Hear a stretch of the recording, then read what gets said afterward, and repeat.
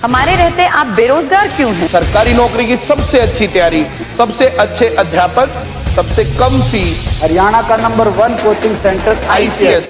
अर्जुन, किसान आंदोलन को लेकर के आपकी क्या रणनीति है, कैसे समर्थन करेंगे? जैसे पिछली बार अभय चौटाला खुल के उसके साथ है। पिछली बार भी चौधरी अभय सिंह जी ने खुल के समर्थन दिया था और इंडियन नेशनल लोकदल वो पार्टी है जिसका जन्म ही किसान मजदूर के आंदोलन में हुआ था। हमने हमेशा से किसान को प्राथमिकता, मजदूर को प्राथमिकता देने का काम करा है। हमारी नीतियां भी वो नीतियां ऐसी हैं जिससे हमारे प्रदेश को, किसान को हमेशा फ़ायदा मिला है। उसी प्रकार से आने वाले समय में भी संयुक्त किसान मोर्चा कभी भी कोई फैसला लेती है, हमने पूर्ण तरीके से उनका सहयोग भी करा है, उनका समर्थन भी करा है और हमारा एक एक कार्यकर्ता किसान आंदोलन में इस प्रदेश के और इस देश के एक एक किसान के साथ खड़ा है।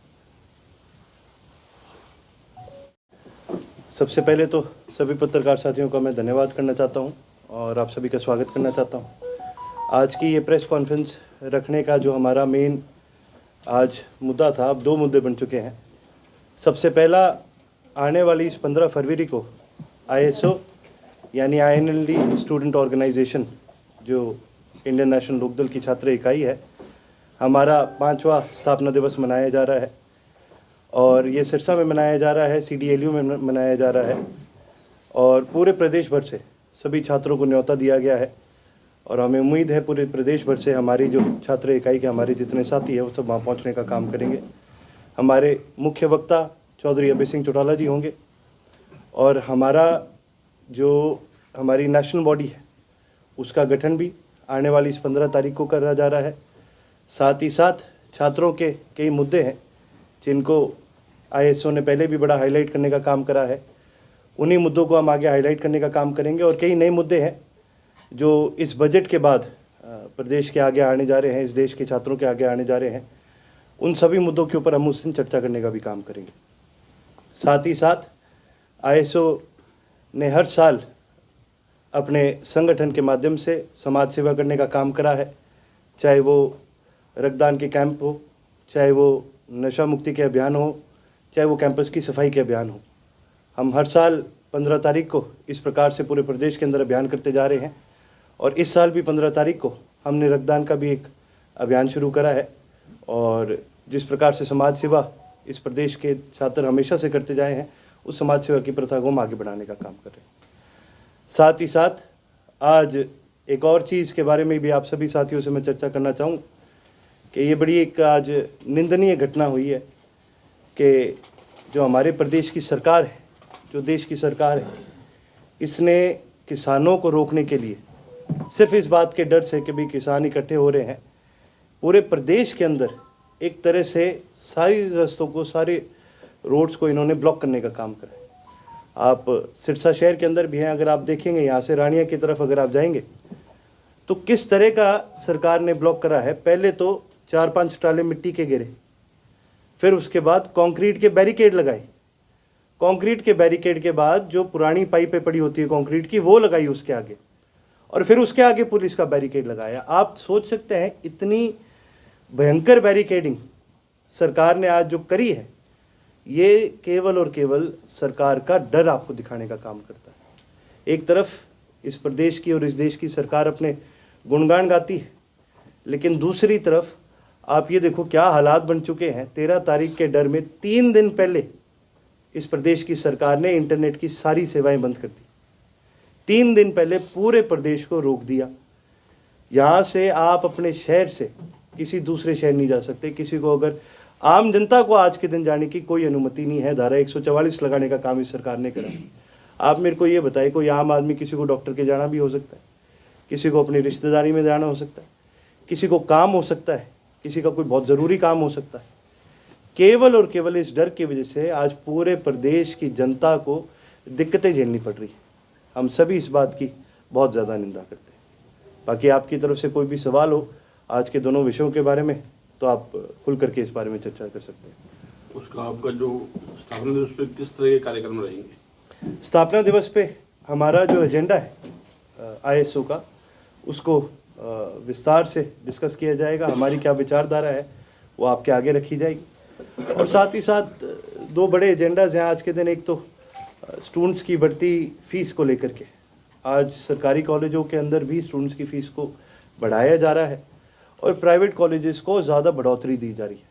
इसकी वजह से हमारे प्रदेश के अंदर एजुकेशन की एक बड़ी कमी आई है और एजुकेशन की जो क्वालिटी है वो भी गिरी है। आज हमारे प्रदेश का छात्र, इस देश का छात्र अपनी पढ़ाई अच्छी तरह से कर नहीं सकता और प्राइवेट कॉलेजेस में ज़्यादातर जो बच्चे जाते हैं उनके माता पिताओं को लोन उठाना पड़ता है उनको वहाँ पढ़ाने के लिए। आज हमारे हालात ये बन गए कि बच्चों को पढ़ाने के लिए भी अगर लोन उठाना पड़ जाए तो ये बड़ी निंदनीय चीज़ है और इसकी सारी जो जिम्मेवारी है बाद में वो उसी छात्र के ऊपर आती है और जब उसको सैलरी नहीं मिलती, उसको रोज़गार नहीं मिलता तो वो बेचारा डिप्रेशन की तरफ भी चले जाता है कि कहीं क्राइम की तरफ भी चले जाते हैं। और दूसरी चीज़ जो हम एक डिस्कस करना चाहेंगे, एक हमारा बड़ा एजेंडा है जो सरकार ने जो बेसिकली पूरे एजुकेशन सिस्टम को ओवरऑल करने का जो फैसला करा है, जो सेमेस्टर सिस्टम लाने का काम करा है, इसकी वजह से भी छात्रों को बड़ा नुकसान है। हमारे एजुकेशन सिस्टम तो इतना अच्छा माना जाता है कि दुनिया भर से बच्चे भारत में आते हैं पढ़ने के लिए। यदि किसी की ज़रूरत है तो ज़्यादा प्रैक्टिकल कोर्सेज़ की ज़रूरत है, ज़्यादा लंबे कोर्सेज़ की ज़रूरत नहीं है। आज हमारा एजुकेशन सिस्टम पूरी तरह से थियरी की तरफ जाने लग रहा है, जबकि सारी दुनिया आज के दिन प्रैक्टिकल कोर्सेज के माध्यम से अपने बच्चों को आगे बढ़ावा देने का काम करती है। आज पढ़ाई को लंबा करने की ज़रूरत नहीं है, पढ़ाई को इंटीग्रेटेड करने की ज़रूरत है।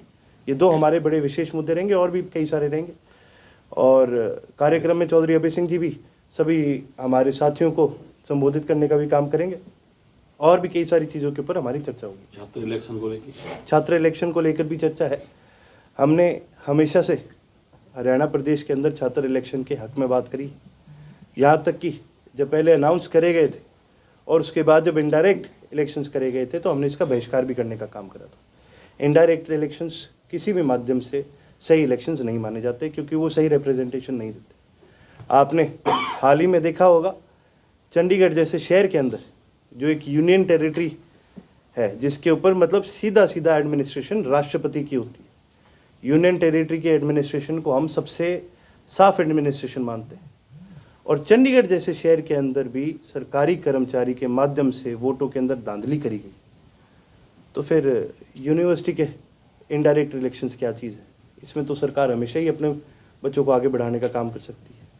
हम किसी भी हाल में और ख़ास करके ऐसी किसी भी सरकारी प्रक्रिया में जिसके अंदर सरकार डायरेक्टली इन्वॉल्व है, हम तो उसको मानते ही नहीं। आज इस भारत की सरकार ने ये साबित करने का काम करा है कि ये इस देश को डेमोक्रेसी से दूर ले जाने का काम कर रहे हैं, ये तो तानाशाही की तरफ जाने का काम कर रहे हैं। ये चाहे आज साफ साफ ना दिखे पर आप ये मान करके चले कि अगर इसी प्रकार से ये बीजेपी की सरकार इस प्रदेश के अंदर, इस देश के अंदर आती रही तो हमारी डेमोक्रेसी ही खतरे में हो जाएगी। युवाओं को विधानसभा लोकसभा के चुनाव भी आ रहे हैं, वहाँ भी कुछ जगह दी जाएगी? युवाओं को विधानसभा के और लोकसभा के चुनाव में दोनों में जगह दी जाएगी। हमारे कई युवा साथी हैं जिन्होंने पिछले 5 साल के अंदर, कई नए साथी हैं जिनको मौका दिया गया, जिन्होंने अपने आप को साबित करने का काम करा है। हमारी हमेशा से ये कोशिश रही है कि प्रदेश के अंदर युवाओं को बढ़ोतरी दी जाए। यहाँ तक कि जब पिछले लोकसभा के चुनाव थे तो भारत का दूसरा सबसे जो जवान कैंडिडेट था वो मैं खुद था। इस पार्टी ने एक युवा को एक बड़ा मौका दिया और उस समय तो मैं स्टूडेंट भी होता था, तो एक छात्र को और एक युवा को एक बड़ा मौका देने का काम करा और उसी प्रथा को हम आगे बढ़ाने का काम करेंगे। हमारे कई युवा साथी हैं जैसे कि मैंने कहा जिन्होंने अपने आप को काफ़ी काबिल साबित करा है। मैं उम्मीद करूंगा कि पूरे जिले की कमेटी, पूरे हल्के की कमेटी उनकी काबिलियत को माने और उनका नाम आगे बढ़ाने का काम करे। और जी कोई सवाल? अर्जुन, किसान आंदोलन को लेकर के आपकी क्या रणनीति है, कैसे समर्थन करेंगे? जैसे पिछली बार अभय चौटाला खुल के उनके साथ है। पिछली बार भी चौधरी अभय सिंह जी ने खुल के समर्थन दिया था और इंडियन नेशनल लोकदल वो पार्टी है जिसका जन्म ही किसान मजदूर के आंदोलन में हुआ था। हमने हमेशा से किसान को प्राथमिकता, मजदूर को प्राथमिकता देने का काम करा है। हमारी नीतियाँ भी वो नीतियाँ ऐसी हैं जिससे हमारे प्रदेश को, किसान को हमेशा फ़ायदा मिला है। उसी प्रकार से आने वाले समय में भी संयुक्त किसान मोर्चा कभी भी कोई फैसला लेती है, हमने पूर्ण तरीके से उनका सहयोग भी करा है, उनका समर्थन भी करा है और हमारा एक कार्यकर्ता किसान आंदोलन में इस प्रदेश के और इस देश के एक किसान के साथ खड़ा है।